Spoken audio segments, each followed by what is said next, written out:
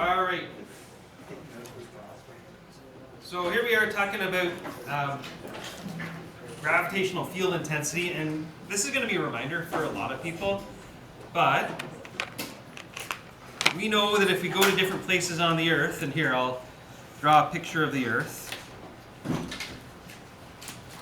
If we go to different places on the Earth, we could go and we could measure the gravitational field intensity. Now, gravitational field intensity, just to make sure that we're really clear about what it is, what gravitational field intensity is a measure of is how many newtons of force something feels or experiences per kilogram of stuff it's made of. That's what gravitational field intensity is. It's how strong the field is. Now the thing is, if you look at the units of newtons, we know that the units of newtons are kilogram meter per second squared. And so if I have newtons per kilogram, then in terms of the way the units shuffle out, the simplification, that's equivalent to meters per second squared. And so typically people will talk about acceleration due to gravity in terms of meters per second squared. And in the same breath, they'll maybe talk about the gravitational field intensity. The fact that the units end up being equivalent is something that, yes, we should be aware of. But I also want to make sure that we're registering that they're two different concepts. One is, how hard does it pull per amount of stuff that's there? The other one is, at what rate does it accelerate? At what rate does it pick up speed? And the fact that the two numbers, the two coefficients are going to be the same for both those guys is something that we can take note of, but I want to make sure that we're separating out the concepts. Okay? So when we talk about being at the equator, we say the gravitational field intensity is 9.781 newtons per kilogram. That's how much force 1 kilogram of stuff would feel at the equator. It would also so happen that if you dropped it in a vacuum, it would accelerate downwards at 9.781 meters per second squared. Okay, so two different concepts. We're kind of framing it differently as we think about it. We recognize that there's an overlap with the numbers, and everybody's okay with that. In terms of why you would get a progression of different numbers here. So here we've got the equator, North Pole, Toronto, Brussels, Belgium, Denver, Colorado, and you notice that around these parts we use about 9.81. I often will round it off to 9.81 meters per second squared or newtons per kilogram, because it's 9.805 and then a little bit after that, so it rounds up just to the 1. Brussels, Belgium, same deal. But people say, well, why would it vary? Well, if I take a look at my globe, we can talk about coordinate systems.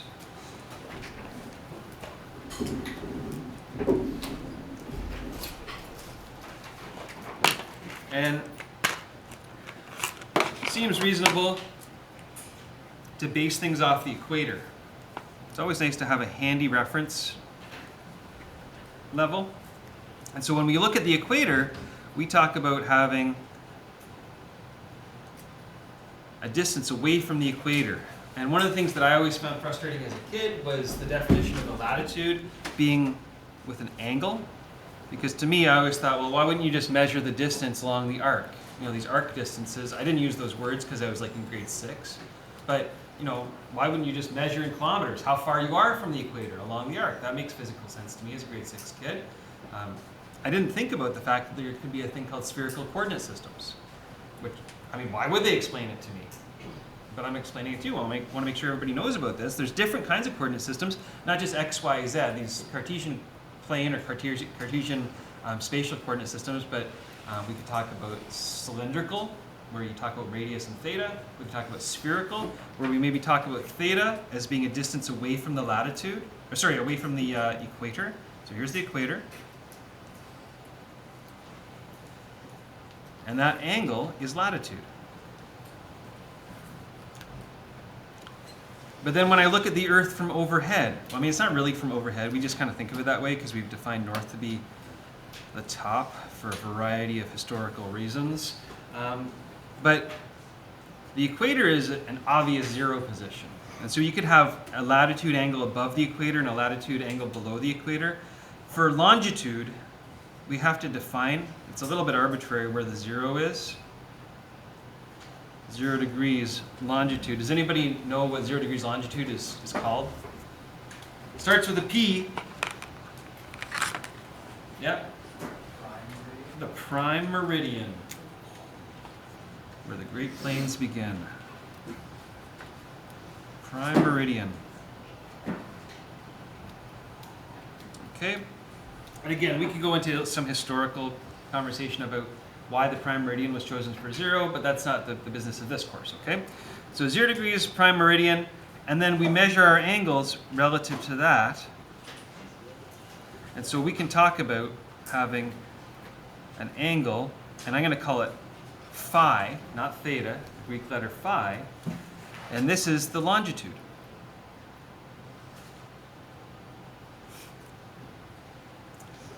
And of course, there's a third coordinate that people use to talk about where things are in spherical coordinate systems.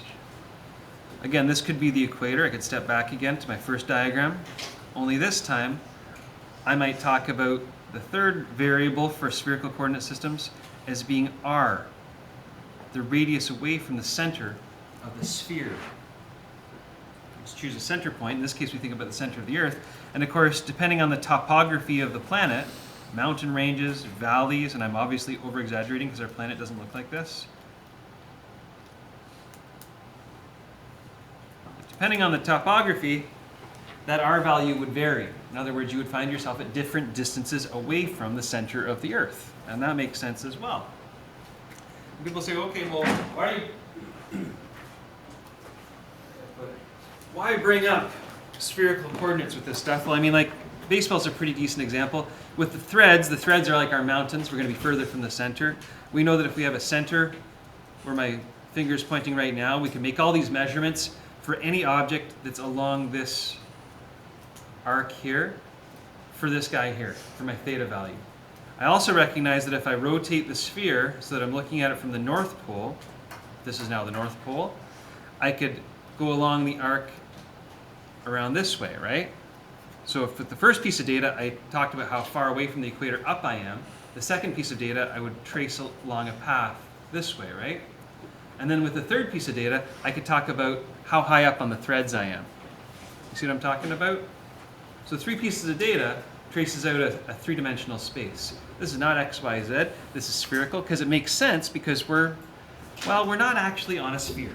So that's the lie, right? We use the spherical coordinate system, and one of the reasons why these values vary, for example, Denver. Anybody know what's special about Denver?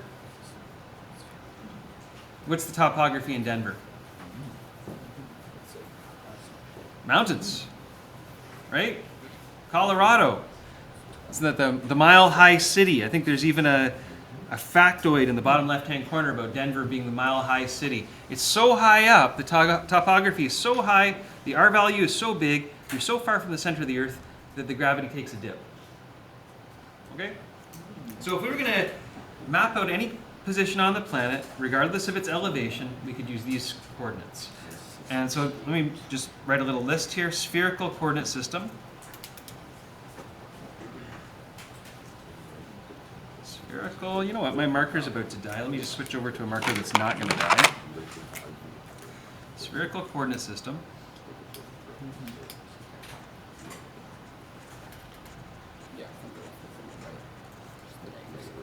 And if Cartesian is x, y, z, this one is theta, phi, r.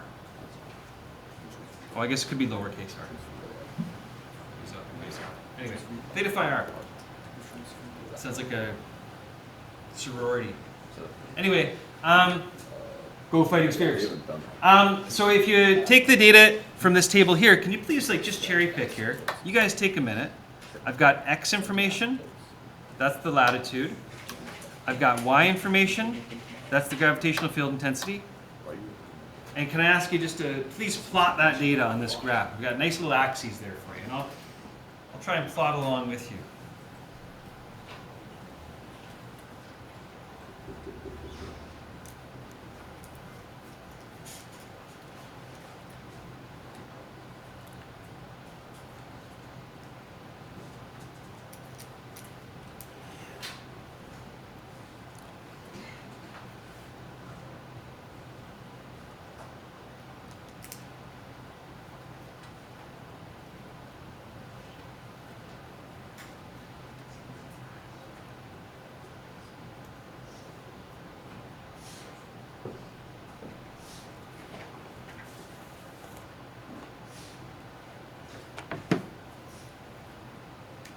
Alright, so I've got my data.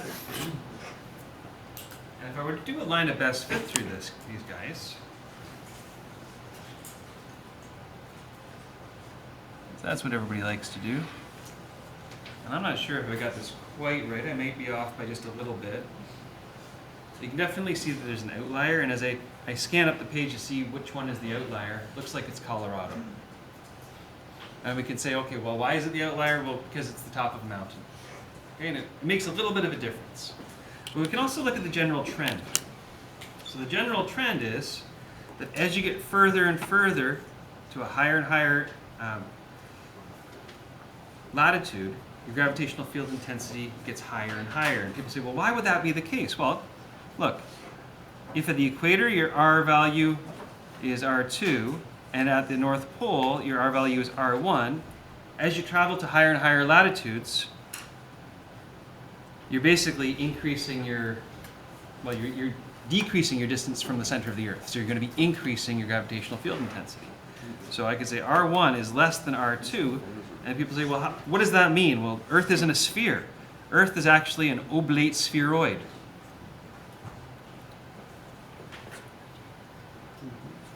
Oblate spheroid. And I know, actually, it's an oblate spheroid according to this fella here. You guys recognize who this is? Yeah. Something about bears. All right.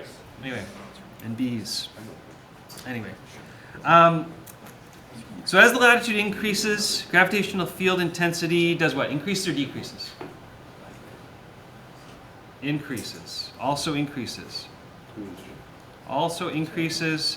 And we could say because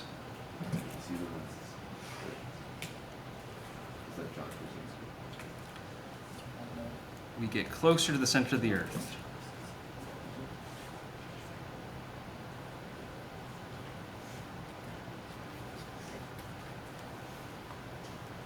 Really, we should be capitalizing Earth, otherwise we're just talking about soil. And then the shape of the Earth determines how close one is to the center of the mass of the Earth. This relates to G because the Earth is an oblate spheroid.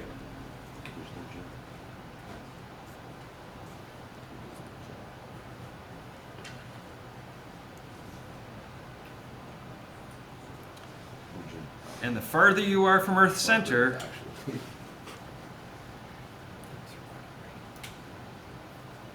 or one is from Earth's center,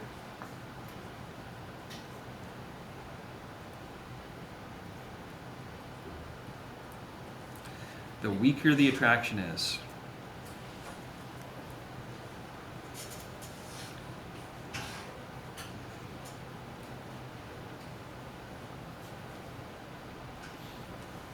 And if we were going to cartoon this one out, you could say, hey, look, somebody at the North Pole is going to be a certain distance away. Somebody at the equator is going to be a further distance away. And somebody floating off in space would be an even bigger distance away. And of course, that would be a more extreme situation. You notice that the gravitational field intensity doesn't vary that much over the surface of the Earth. So while it could be technically true that when you go to the equator, you would lose weight, because weight, Fg, is mass times acceleration due to gravity, where acceleration due to gravity is going to be the same magnitude as gravitational field intensity. Your weight would be less at the equator, not noticeably less, right? Like, I mean, percentage-wise, you can even run the numbers, what the percentage difference is between G at the equator versus G at the North Pole. You're not losing a ton of weight, right? I mean, it would be, not noticeable that much. Couple little factoids. We might be using Ag as 9.81 meters per second squared in this class, but I want to declare that as a local value. Globally, 9.77. Oh, did I get that wrong? 9.77 newtons per kilogram is the gravitational field intensity.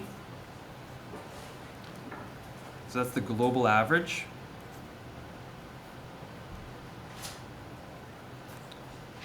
So if you see textbooks or things online that are really more globally minded, they might use 9.77. So the magnitude of gravitational field intensity is 9.77 newtons per kilogram. 9.77 meters per second squared is the acceleration due to gravity as the global average. I'm going to continue to use 9.81 as a local value in this classroom, but just know that it's not like a universal value, okay? So and we'll recognize that in our calculations.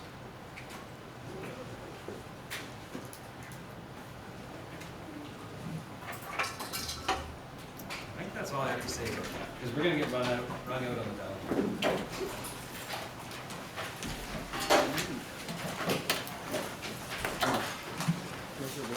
It's dead. Sure, I might charge you.